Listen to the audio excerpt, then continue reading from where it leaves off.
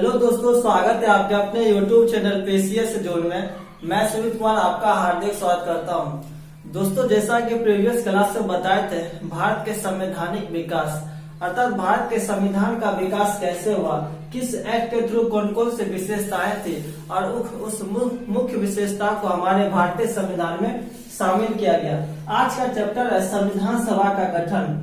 भारत के संवैधानिक विकास के बाद क्या होता, भारत के संविधान सभा का गठन किया गया था, कैसे गठन हुआ था, कौन सी प्रक्रिया रही, उन सभी बातों को हम देखेंगे।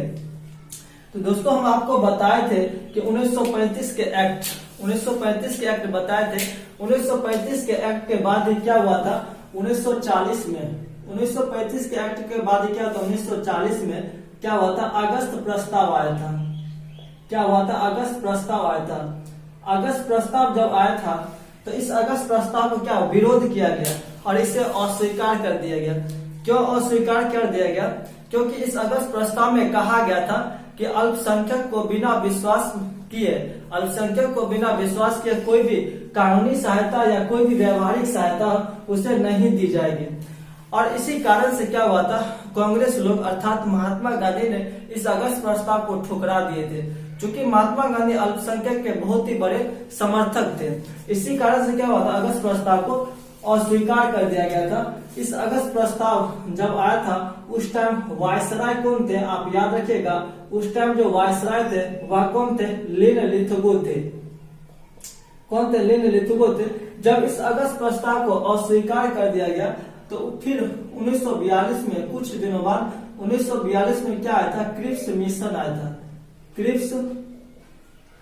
1942 में क्या हुआ था, क्रिप्स मिशन आया था और क्रिप्स मिशन को भी क्या हुआ था, अस्वीकार कर दिया गया। क्यों अस्वीकार कर दिया गया? क्योंकि इसमें कहा गया था कि जो भी समुदाय है भारत से मिलना चाहते हैं, मिल भी सकते हैं, या नहीं मिलना चाहते हैं तो वह स्वतंत्र भी रह सकते हैं। इसी कारण से महात्मा गांधी ने इस क्रिप्स प्रस्ताव को भी उन्होंने अस्वीकार कर दिया गया था। तो क्रिप्स प्रस्ताव जब आया था उस टाइम भी वायसराय कौन थे, उस टाइम भी वायसराय जो थे वह लिन लिथगो ही थे। लिन लिथगो कौन थे, लिन लिथगो थे। लेकिन उस टाइम जो थे ब्रिटेन के पीएम कौन थे, यह बात याद रखिएगा। उस टाइम जो थे क्रिप्स मिशन, और इस टाइम जो पीएम कौन थे, ब्रिटेन के पीएम चर्चिल थे। कौन थे, चर्चिल थे, चर्चिल। अब यहाँ से यह भी पूछा जा सकता है कि क्रिप्स मिशन के दौरान ब्रिटेन के पीएम कौन थे, तो चर्चिल थे।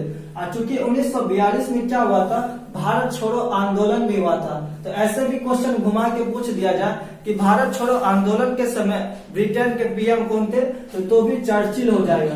तो आप याद रखिएगा, जब 1942 में क्रिप्स मिशन को अस्वीकार कर दिया गया था, तब फिर 1946 में कुछ दिनों बाद क्या हुआ था, 1946 में कैबिनेट मिशन आया था। क्या आया था, कैबिनेट मिशन। और इसी कैबिनेट मिशन के द्वारा क्या हुआ था, संविधान सभा का गठन हुआ था। एग्जाम में क्वेश्चन पूछा जाता है किस मिशन के थ्रू क्या होता, संविधान सभा का गठन हुआ था। तो इसी कैबिनेट मिशन के द्वारा क्या हुआ था, संविधान सभा का गठन हुआ था। अब यहाँ से क्या क्वेश्चन पूछे जाते हैं कि कैबिनेट मिशन में 3 सदस्य थे, उन 3 सदस्यों के नाम पूछे जाते हैं। वह 3 सदस्य कौन थे? एक थे एबी अलेक्जेंडर थे, एबी अलेक्जेंडर।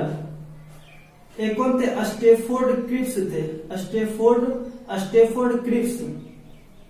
और एक अन्य सदस्य कौन थे, पैंथिक लॉरेंस थे, पैंथिक लॉरेंस थे। तो यहाँ से कैसे एग्जाम में क्वेश्चन पूछा जाता है कि 1946 में तो कैबिनेट मिशन आया, तो यहाँ से क्वेश्चन पूछा जाता है कि कैबिनेट मिशन में कौन सदस्य नहीं थे, तो 3 को सदस्य ये दे देगा और एक अन्य सदस्य दे देंगे। तो इस स्थिति में आपको तीनों सदस्य का नाम याद रखना होगा, एबी अलेक्जेंडर, स्टेफोर्ड क्रिप्स और पैट्रिक लॉरेंस। और यहाँ से क्वेश्चन पूछा जाता है कि कैबिनेट मिशन में अध्यक्ष कौन थे, तो याद रखिएगा पैट्रिक लॉरेंस जो थे वह कैबिनेट मिशन के अध्यक्ष थे। 1946 में जब 1946 द्वारा क्या हुआ था, कैबिनेट मिशन के द्वारा हमारे संविधान सभा का गठन हो गया था। तो जब संविधान सभा का गठन हो गया था तो हमारे संविधान में कुल कितने सदस्य थे, तो याद रखिएगा संविधान में उस टाइम जो थे कुल संविधान सभा में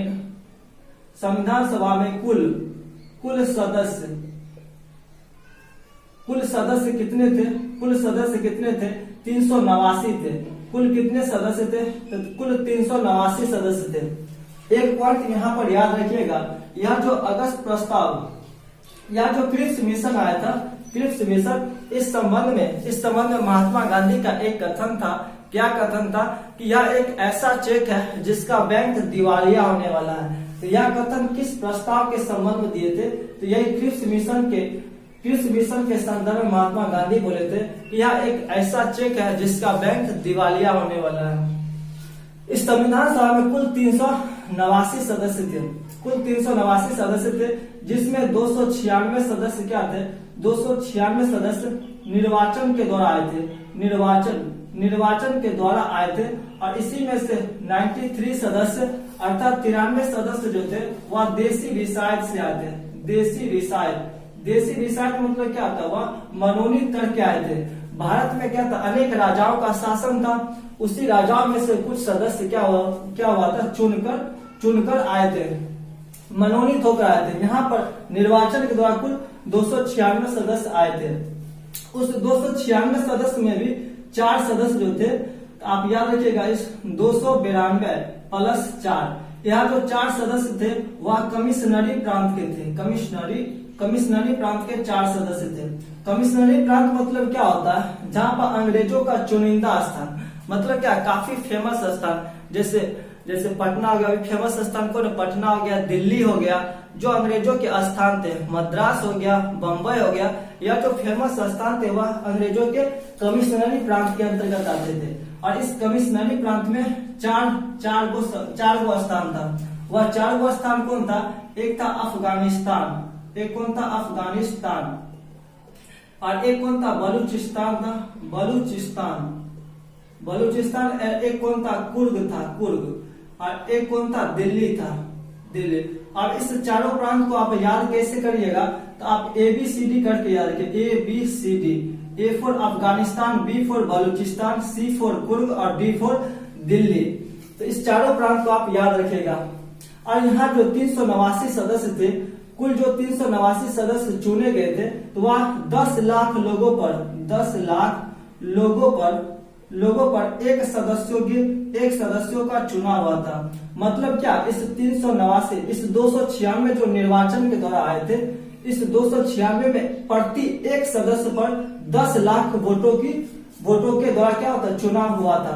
वर्तमान में भी जो हमारे एक MP जो होते हैं, एक सांसद जो होते हैं, वह 10 लाख लोगों के वोट के बराबर होते हैं। तो उस टाइम में क्या हुआ था? यह जो 296 सदस्य जो निर्वाचन के द्वारा आए थे, वह 10 लाख लोगों पर एक सदस्य था।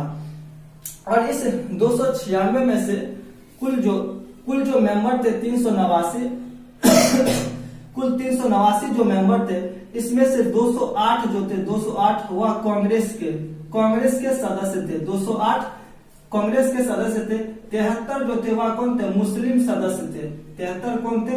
मुस्लिम सदस्य थे। और इसमें से क्या था? 15 जो थे, 15 अन्य सदस्य थे। तो इस 389 में 208 कांग्रेस के थे, 73 मुस्लिम के थे और 15 अन्य सदस्य थे। और ओवरऑल आप याद रखिएगा, इस 389 में महिला सदस्यों की संख्या कितनी थी? तो 15 थी। 389 में कुल महिला सदस्यों की संख्या कितनी थी? तो वह महिला सदस्यों की संख्या 15 थी। चलिए दोस्तों, अब आगे देखते हैं संविधान सभा की पहली बैठक। या आप लिखना चाहते हैं तो लिख सकते हैं।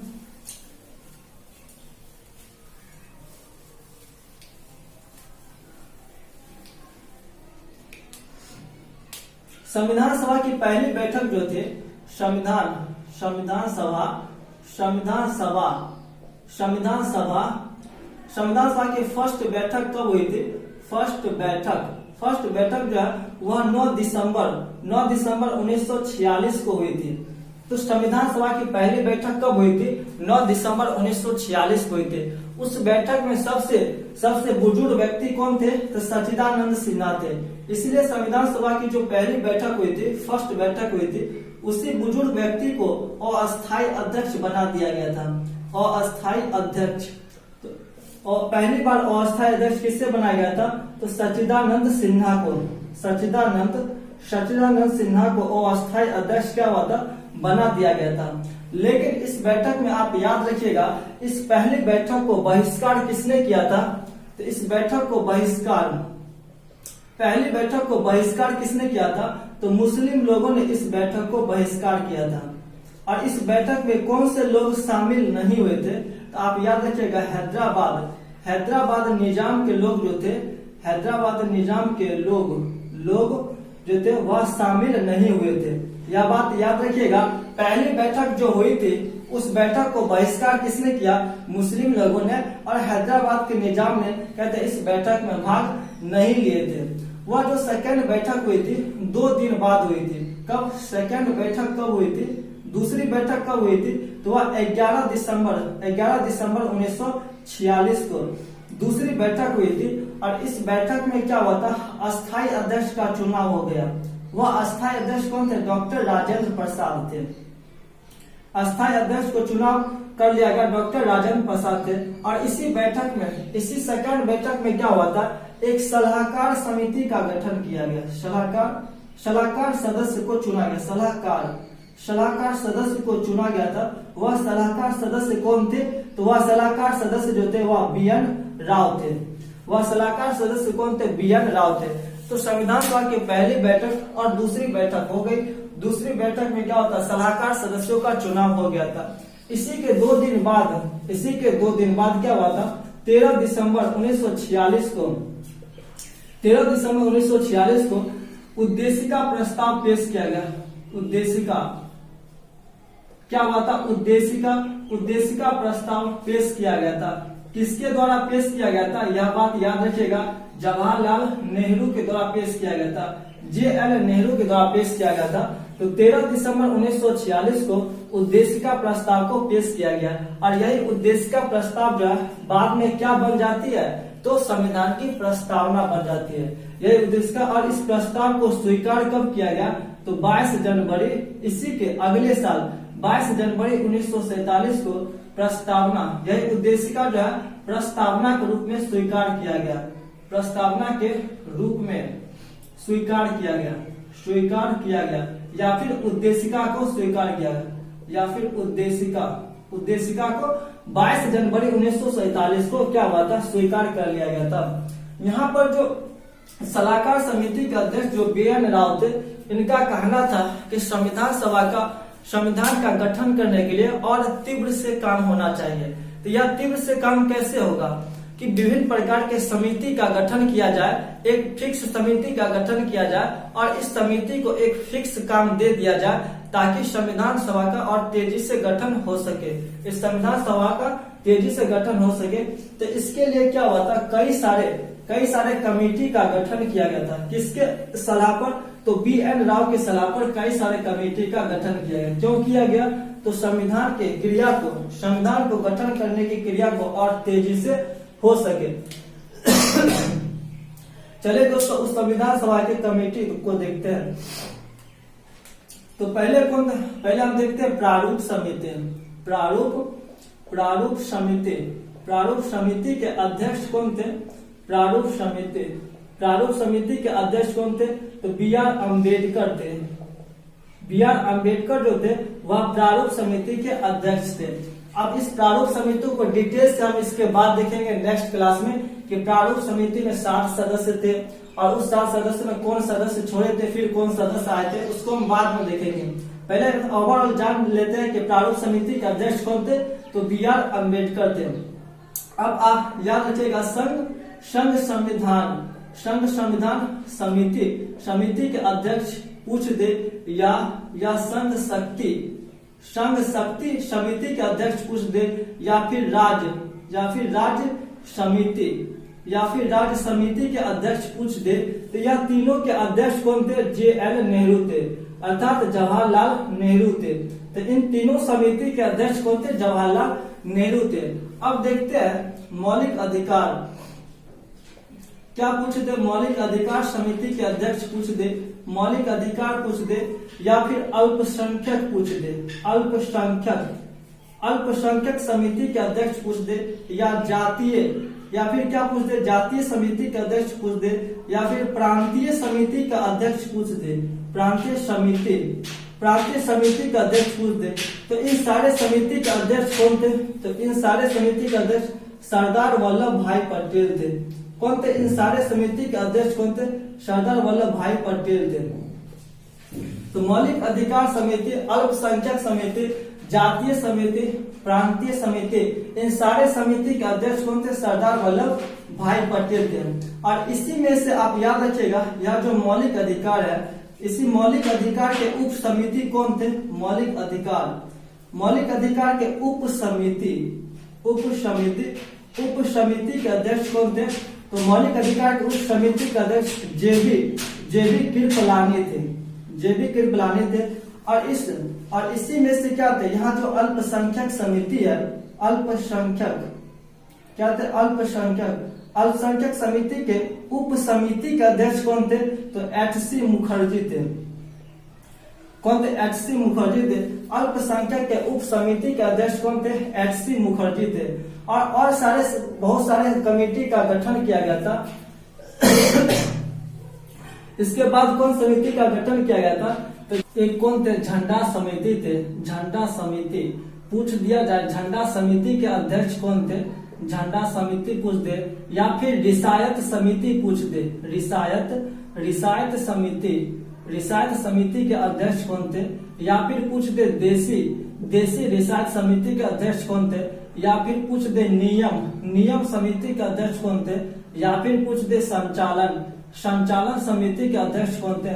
तो इन जितने भी अध्यक्ष हैं, झंडा समिति हो गया, रियासत समिति, देसी रियासत समिति, नियम समिति, संचालन समिति, इन सभी के अध्यक्ष कौन थे? डॉक्टर राजेंद्र प्रसाद थे। इन सभी समिति के अध्यक्ष कौन थे? डॉक्टर राजेंद्र प्रसाद थे। अब यहाँ से कंफ्यूज मत होइएगा कि झंडा समिति के अध्यक्ष जेबी कृपलानी नहीं थे, बल्कि डॉक्टर राजेंद्र प्रसाद थे। अगर आप गूगल पर भी सर्च करके देखेंगे कि झंडा समिति के अध्यक्ष कौन थे, तो आपको डॉक्टर राजेंद्र प्रसाद ही बताएगा। तो झंडा समिति के अध्यक्ष कौन थे? डॉक्टर राजेंद्र प्रसाद थे। अब चलते हैं कार्य संचालन समिति। कार्य संचालन समिति के अध्यक्ष कौन थे? तो के.एम. मुंशी थे। कार्य संचालन समिति के अध्यक्ष कौन थे? के.एम. मुंशी थे। और इसके अलावा देखिएगा आवास समिति कौन थे? आवास समिति के अध्यक्ष कौन थे? आवास समिति के अध्यक्ष कौन थे? वी पट्टावी थे। वी पट्टावी कौन थे? आवास समिति के अध्यक्ष थे। सर्वोच्च न्यायालय समिति के अध्यक्ष कौन थे? सर्वोच्च न्यायालय समिति के अध्यक्ष कौन थे? तो एस वारदाचार्यार थे। सर्वोच्च न्यायालय समिति के अध्यक्ष कौन थे? तो एस वारदाचार्यार थे। अगर पूछ दिया जाए संविधान सभा के कार्यकारिणी समिति के अध्यक्ष कौन थे? संविधान सभा के कार्यकारिणी समिति के अध्यक्ष कौन थे? तो जीवी मावलंकर थे। जीवी मावलंकर थे। संविधान सभा के कार्यकारिणी समिति के अध्यक्ष कौन थे? तो जीवी मावलंकर थे। एक और याद रखिएगा, प्रत्ययपत्र समिति के अध्यक्ष कौन थे? प्रत्ययपत्र समिति के अध्यक्ष कौन थे? अल्लादी कृष्ण स्वामी थे। अल्लादी कृष्णा स्वामी थे। प्रत्ययपत्र समिति के अध्यक्ष कौन थे? अल्लादी कृष्णा स्वामी थे। तो दोस्तों यह सब समिति के अध्यक्ष आप याद रखिएगा, यहाँ से एग्जाम में क्वेश्चन पूछे जाते हैं। दोस्तों आज का क्लास यहीं पर खत्म करते हैं, फिर मिलेंगे अगले वीडियो में। अब इस संविधान के गठन का एक पार्ट और आएगा, तब क्या होगा, यह चैप्टर खत्म हो जाएगा, तब फिर नए टॉपिक पर चलेंगे। थैंक यू दोस्तों, आज का क्लास यहीं पर खत्म करते हैं।